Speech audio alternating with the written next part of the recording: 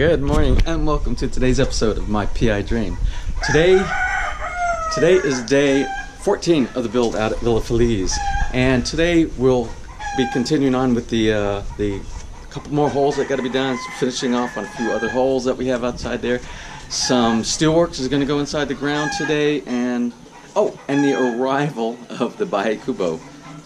So that's pretty interesting.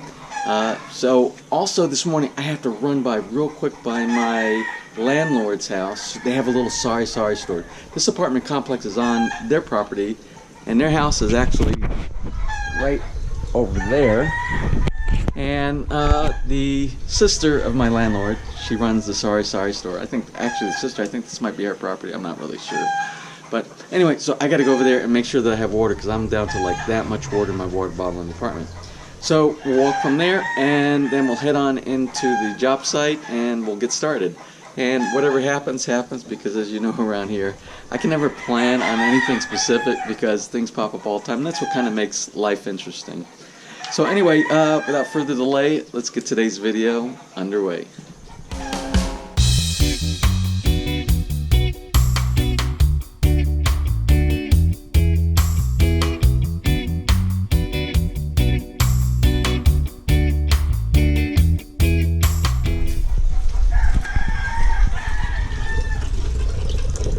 Morning, dog. Morning, dog. Want shake? Want shake? Huh? Want shake? Huh?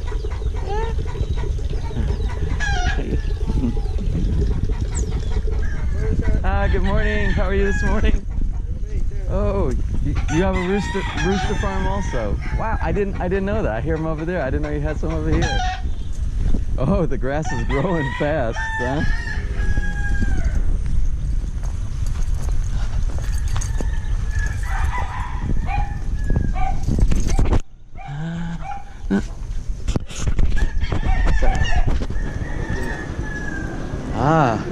It's a prize rooster. Is it a fighter? Fighter. A fighter. Oh my god. Beautiful. Look at, oh yeah, beautiful. Strong? Very strong? Yeah, a good body. Morning, Roy and Michelle. How are you today? Just going out to the job site. The lugaw I got yesterday. Bahay Kubo day. Yeah. They're gonna deliver it today. I'll take a picture and show you. Okay. Have a great day. Good morning. Oh, what do you have this morning? Oh, that looks good. Pancit. Oh, I just had breakfast. Morning. Good morning. How are you today? You know what? I never look to see all the neat stuff you have inside your store here. You have all kind of little things, don't you? No more money. Can I? You know what? How much are these? 7 pesos. 7 pesos. I'm gonna get some Cheez-It. Can I get a Cheez-It? Here, take 7 peso. Thank you. Very good. Thank you, ma'am. Have a great day. Cheez-It.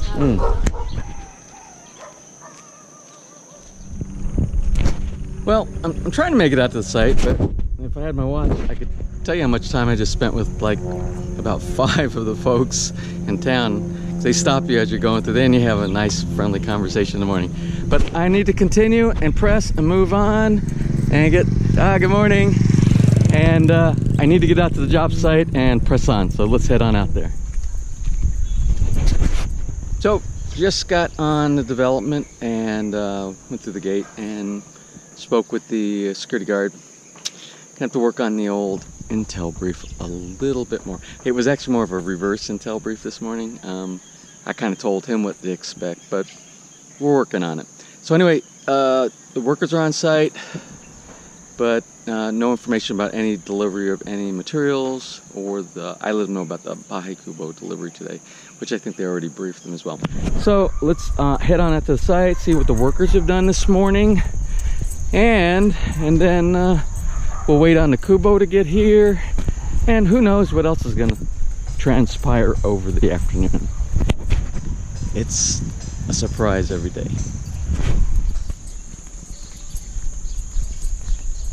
What I like to talk about real quick before I get out to the work site is, again, some great comments from subscribers, and a couple of things, and most of them actually had to do today with the topic that I was talking about yesterday, our challenge for trying to get the space needed for the vehicle to park in the new designed garage that we have underneath the house.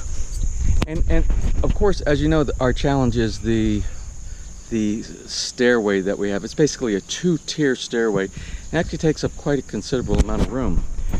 Well, anyway, there were some suggestions. One of the subscribers wrote in the comments section about a floating stairway system, and I actually went and I looked at what the floating stairways or floating steps involved, and I don't think that's actually going to work well for the technique that we're using, because we actually wanted to keep 2 sets of stairs. Originally we wanted to keep 2, and I'll discuss that a little bit more as I go along.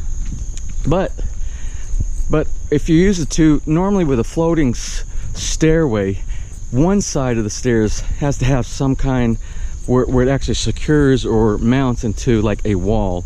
And if you have a 2-tier system, the outer one has nothing to connect to, except for you could do right down the center of it. You could have a center support instead of on the outsides. And after looking at that, I'm not sure that that's that great of a option or solution for what we're trying to achieve. Then my architect stayed up again late last night, and he submitted 2 more proposals for me to take a look at. And basically his proposals were to move so that we can continue. I really like the 2, you know, the stairway that goes up, and then there's a landing, then there's another stairway that goes up, and there's a very short landing that puts you onto the porch. I didn't want to get rid of that. We still have one in the back, so it was the backyard and the front yard was going to have that same approach. So his approach that he gave me in is his new options. We're basically maintaining the 2-step tier approach, but moving it to the front of the house. Now, one of the things, the reason that I spoke with him and said, let's go with a 3rd option instead of that, and I made a suggestion. But by moving the stairs to the front of the house, basically the front of the house, if you're imagining what the front of the house looks like, it's going to actually take up a lot of the space and block the appearance of the front of the house, right on the porch and going to where you walk into the front door. And I wanted to keep all that area open because we're up 1.1 meter from ground level. And at 1.1 area, what I want to do is I want to put some real nice decorative, like if you look, let's take a look. You see, just imagine, see this house right here? You see the plants they have planted on the side? And those plants right there are about a little over 1 meter, between 1 meter and 1.5 meter. And that whole area in the front of our house, to hide basically what has an appearance of like a subfloor, which is actually the top of our garage. I want plants, some beautiful plants inside there, so it'll add to the aesthetics of the front of the house. Now, if we put a porch or the stairway landing in front of that, it's going to block all that and it's going to make it seem cramped. So what I did is I submitted another proposal to him and asked him to throw me another set of designs out. And basically, instead of going with the elaborate stairway where you go up, a landing, another up, and then going on, I said, let's look at maybe doing a 1 set of stairways with a short landing that puts you onto the porch. So I asked him to provide a drawing with that, and he'll send it to me and I'll take a look at that. Now, what that does for us, if we only use that approach with 1 set of stairs, we gain 1.6 meter of space. Of course, you won't get the full 1.6 because you'll have a retaining wall there and you'll have a small area for plants and things like that. But out of the 1.6 meter, even if we gain 1 meter of additional space, 1 meter in itself with the and the backside, you won't have all that stuff on the backside where the old landing was. That's going to give us so much more room to turn and navigate, and the width of the driveway will be bigger at that point. So that's going to be a big effect. So once he gives me that, what we'll do is we'll take a look at that, and we'll choose that as an option as well. So that we'll call that option 3, but right now in my mind that might actually be the best. It won't look as grand and as fancy as the 2-tier system, but sometimes you have to sacrifice, or you have to compromise maneuverability and functionality over some other styles, because we're really limited to the amount of space that we have on that lot. So more to come on that topic. Good morning. Good morning. How are you today? Fine, sir.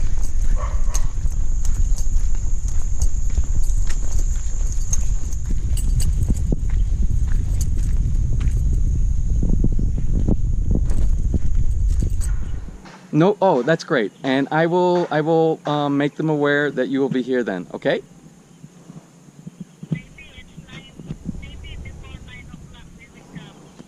No problem. Thank you for calling. Okay, sir. Thank you so much. All right, have a great day. So that was the builder in Padre Garcia, who has the bahay Kubo, and he was concerned. He said maybe there's a problem in getting through the Kubo through the gateway coming inside. His concern was that, oh, I think there might be a problem trying to get the Kubo into the division, because normally they would drop it off somewhere that has a big open area. And I made him feel assured that there's going to be no problem getting it through the gate, because if they can bring the big excavation heavy equipment materials through there, they're not going to have any issue getting the bahay Kubo through. So he was happy to hear that, and he said, as you probably overheard, maybe a half hour to an hour or something like that. So maybe in about an hour we'll have a what he called my resting place. I don't know about that term, but anyway, he said my Kubo will be here in about an hour, so it's exciting.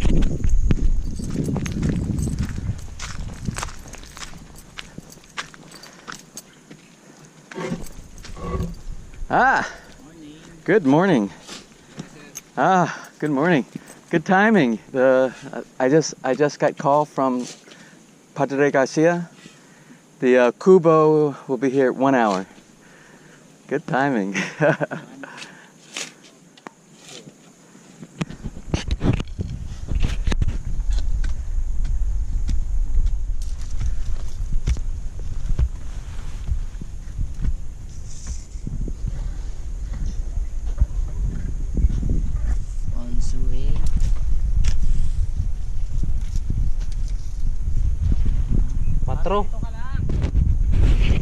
Okay, we got all the small column footers in the ground for the bahay Kubo. So now to focus back on the main job at hand is the house.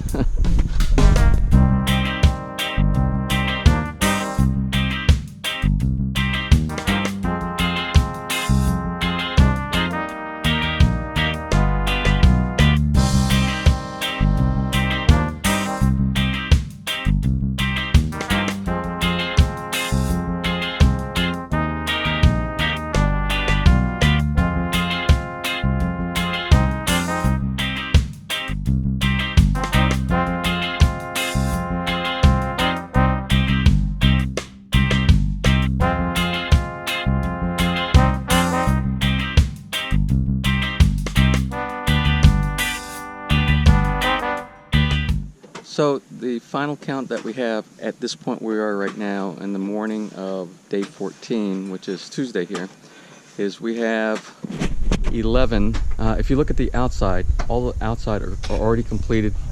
Everyone is dug. Several have the column supports with the footer poured, and some of them are waiting for when we actually do the rest of the pour. So we have those 11, and we have 5 right here that are almost complete. 1, 2, 3, 4, 5.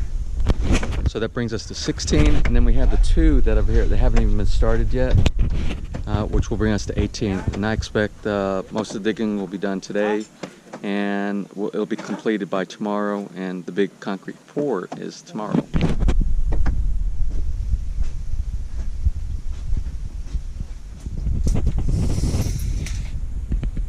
So what we're doing now is we're actually doing the 20 millimeter rebar, and what he's actually doing is the portion where they're going to be doing the splicing. Splicing is really important because that's where, when you run out of rebar, you're going to need another section of rebar to attach to it and continue on the column or the beam, whichever that you need to extend the length. And if you have it too short, then you have a weakness inside your foundation, and it's a vulnerability. So it was actually brought up on, if you go to that link that we had that I posted a few days ago, you'll see one of the failures, or one of the items that they identified was improper building techniques. Is they had I think it was like 60 centimeters where they were showing on that one. So my builder, what he does, it's a minimum of 80, but he's actually going 1 meter on the splice. Will give additional support. A lot of times what happens is they'll try to do it short. They'll make the splice short in order to save money on building materials. That's the way the contractor will do that. And you want to make sure that your splices are adequate or more than adequate.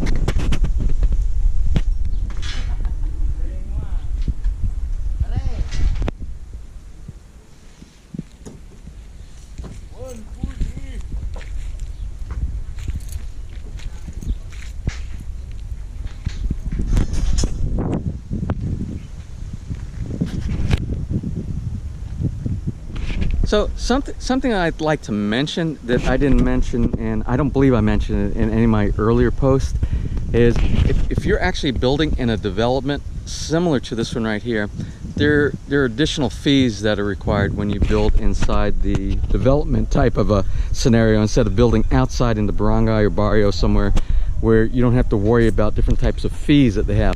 Of course, we talked about construction bonds, and I talked about all those. But there is also an additional delivery fee that they have in this subdivision. And although it doesn't seem like much when you think about it, the delivery fee, and I can't remember the exact amount, and I'll try to look at it when I go back to the room to do the editing. But what it is, it's a per delivery fee. Every time a truck comes and delivers, whether it's rock or sand or rebar or wood or any building materials, as soon as they come through the gate, they log it in at the gate. And part of your construction bond that you have, what they'll do at the very end, they charge you every time a vehicle comes through. And I think it's 110 pesos or something like that.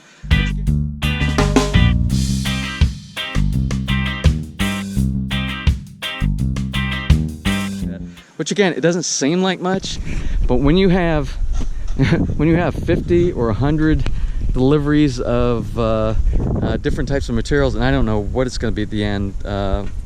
I'll get the tally at the very end, but you can see if you add those all up, that's an additional expense that you need to add inside your budget when you're budgeting. And again, that's only if you build in a subdivision type of environment. If you do it in the barrios, out somewhere on your own property somewhere else, you're not going to incur these expenses.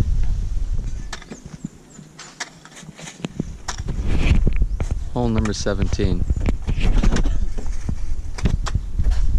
So anyway, I tell you, I have my Wi-Fi out here, so I can actually check email, and I can see sometimes what viewer comments have inside there, and I'll try to respond when I see them, actually when I'm on the site. But one of the comments today was I planning on putting a wall around the outside of the property? But it's a fence, and if you had been watching the earlier videos, you would see at the very beginning the reason we had to dig up the mahogany trees, and that was in the very early portion. These holes out here that they started these at the very beginning during the ground clearing, and these are actually going to be the foundation similar to what you're seeing, the footers and the columns that are going to go up. There's going to be footers and columns out here for the perimeter fence line. I'm not going to call it a wall. although it's going to have some wall in the base, I want to call it a aesthetically pleasing fence that goes around the yard. I don't want to make it feel like a prison here, and I want people to be able to see as they're driving by, you know, the landscaping and the beauty of nature, what the subdivision actually is. So I will try, when I get back and I'm doing editing this evening, I'll throw up a quick, I have an AR drawing design of what the actual fence is going to look like, and it's actually really nice, and so that you can get an idea. And of course, like I said, normally I will bring these things up as we're getting to it, and that's one of the last phases of doing the building. They're going to do the fence line, but since it was brought up today as a courtesy, I'll go ahead and show you a quick view of what the fence is actually going to look like here.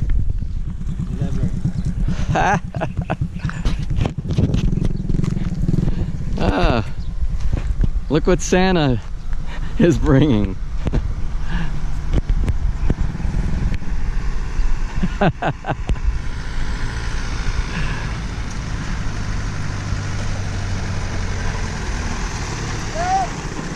Look at there.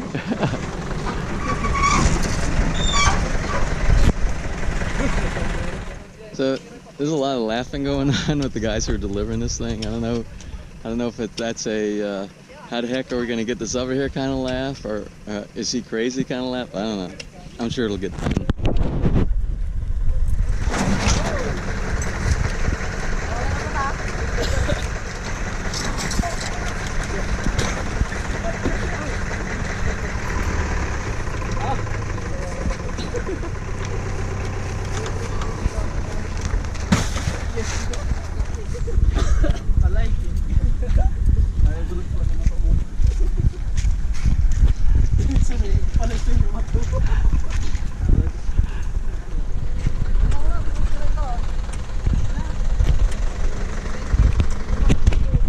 I think they needed a few more guys.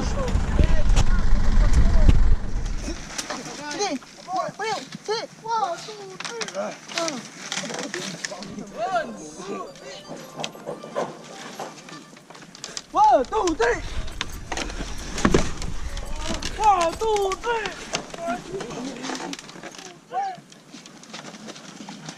Tapo mo may door, inursok kulay door to yan.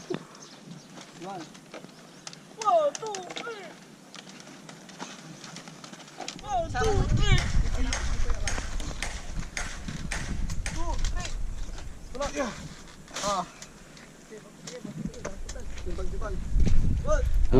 Yeah, just. Huh? How is it? Can you center? It's got a little forward and this way.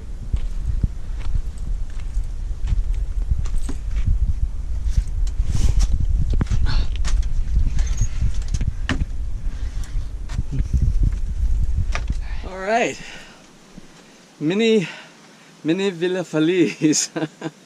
So this is nice. This will be nice. It'll be a good place to work. A table inside here, roof. So I think, yeah. So I think good.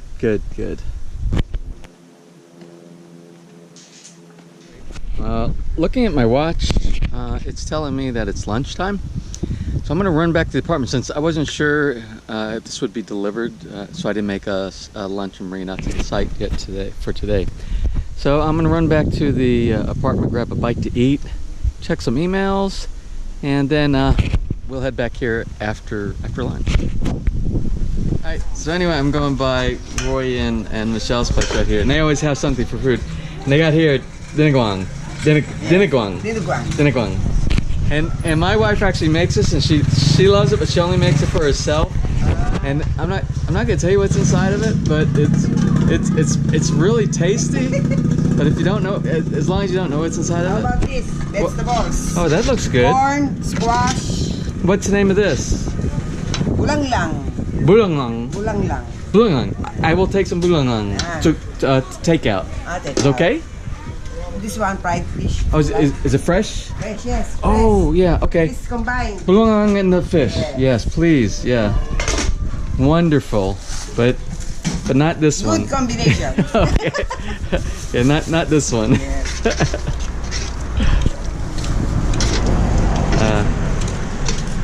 Oh, that looks good. Yeah, that looks really good.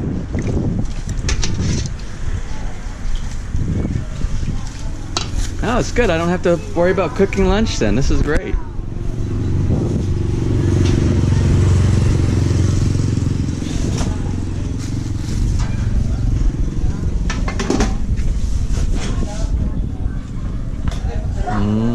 One only? One is good. Yeah, thanks.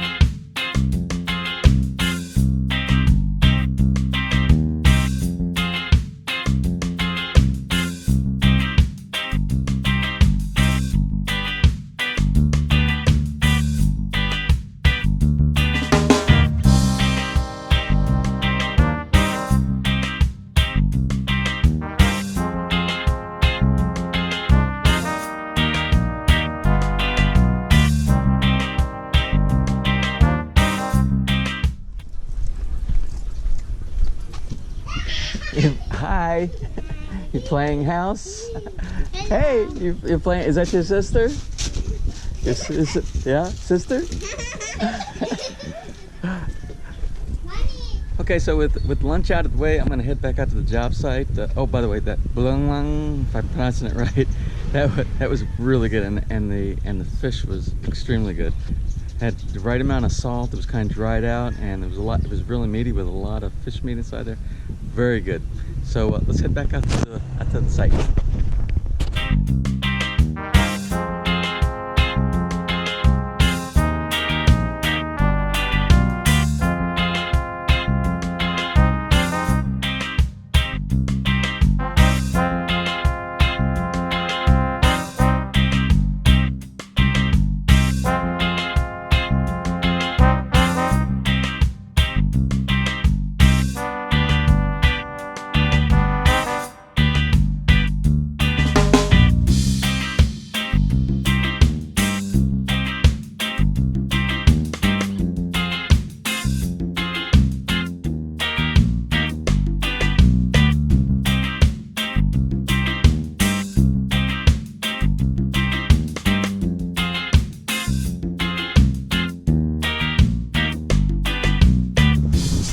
So what you see over my shoulder right here is 25 cubic meters of rock aggregate. In the US, we normally do our measurements by cubic yards. They use cubic meters here, which is roughly about the same. It's very close.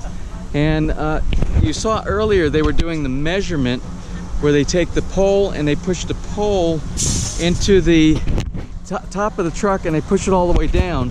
So this is used to do the measurement so that you can do a cross check to make sure that you received exactly the amount of rock or sand or whatever that you ordered when they do that. So they take the measurement of the bed itself from the side to side and front to back and the depth, and what they'll do is they'll do the calculation for that, and then when my builder gets his bill, he knows he has exactly the amount that he ordered.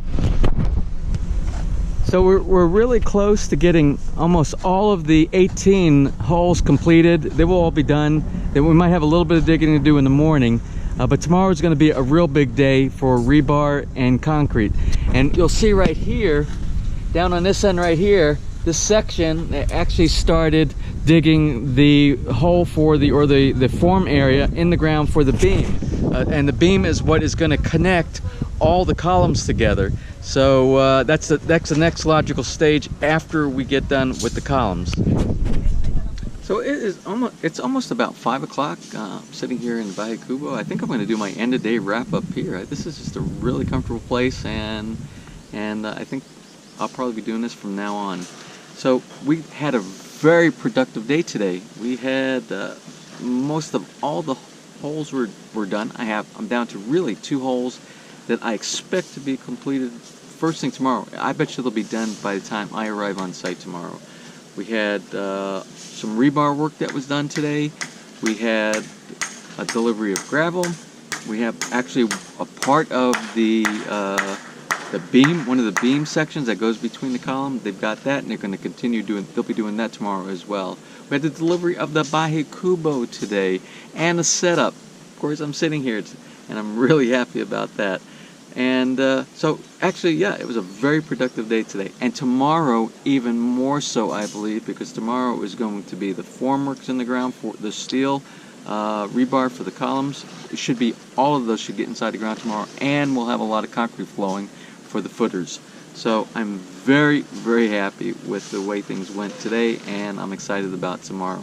So anyway, I'm going to take this opportunity to head back to the apartment and look for something to eat on the way, and if not, I'll just eat whatever I have in the apartment tonight. So anyway, if you enjoyed today's video, please give me a thumbs up, and please share. And if you have not subscribed, please subscribe, and I will see you tomorrow, which is day 15 on the construction schedule on My PI Dream.